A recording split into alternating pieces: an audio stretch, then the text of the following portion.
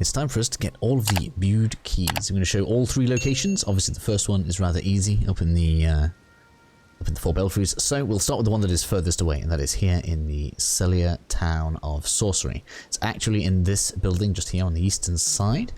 I'll show you guys exactly where that is and how we unlock the barrier that's in front of it as well. So just in case you've already done Celia town, we'll go straight to the location.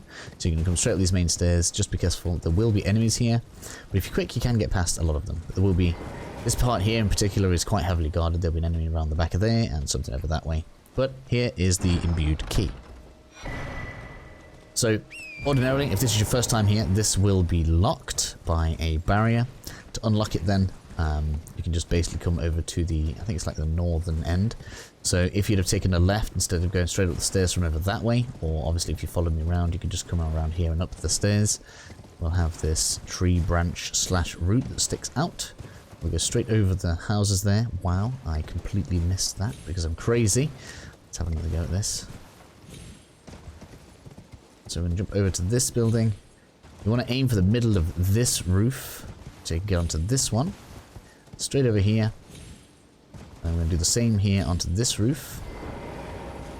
And then what you're going to want to do is climb this ladder right here. Activate the sconce at the top. And that will allow you to drop off and get to the first Imbued Key. Next up, we're going to move to the second one. This is over in Ray Lucaria, so may well require you to progress the game a little bit. Obviously, I have walkthroughs for this area already on the channel. So we're going to start out at the debate parlor.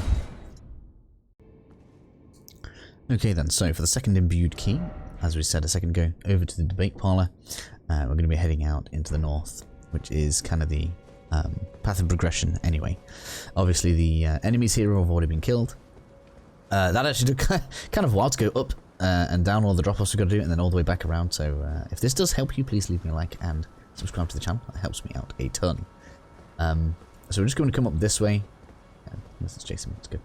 And then we can drop off on this side. I've come this way specifically. There is a shortcut you can open just there, so that if you do need to do like subsequent runs, you won't have to fight everything to get up this way. So now we're going to want to jump over the banister here. And then we can move on across all of these roofs. There's not really much you can do to speed this up other than kill all of the enemies, just because it is kind of a route that you kind of need to know most of, although we can definitely skip to the top of this ladder. Of the encounters on the rooftops, I find this one to generally be one of the toughest ones with all of the mechanical looking enemies. A good tip, so the tip from me is to come over here and there'll be just one of these guys on that lamppost just there. If you aggro that one first and bring it back, you'll be able to deal with it. As long as you deal with it quickly, you should be fine, and the sorcerer will begin walking towards you. As you can see, this guy was quite close. Meaning you can take care of him on his own, and then you'll just have the 2 mechanical enemies behind him to deal with, which is way easier in my opinion. So we're just going to come on around to the side here. We get to drop off this ledge. We get to drop off this ledge. Note at this point there is it this one?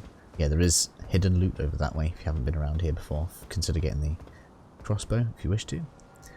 So now we can drop off here, and we want to go off this bit. And over here, I'm going to take this right-hand drop just here. So I'm sorry if this is quick, but I really don't want to waste your guys' time. So here is going to be Imbued Key number 2. Now, I assume a lot of people are going to leave, but I'll show you guys number 3 anyway, just in case you haven't actually been to the 4 belfries. We'll get it on there. So you're going to want to come to the foot of the 4 belfries right here and make your way up to the top.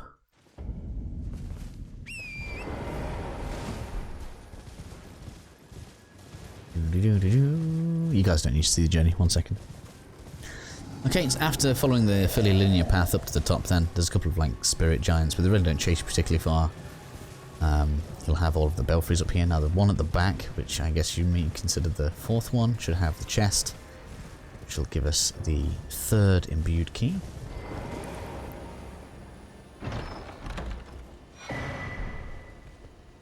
And will give us the grace, which is quite useful because there aren't graces through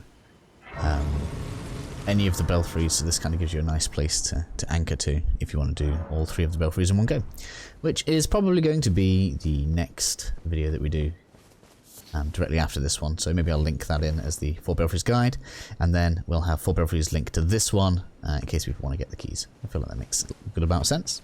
Either way, hopefully this has helped you out, and I will see you all in the next video.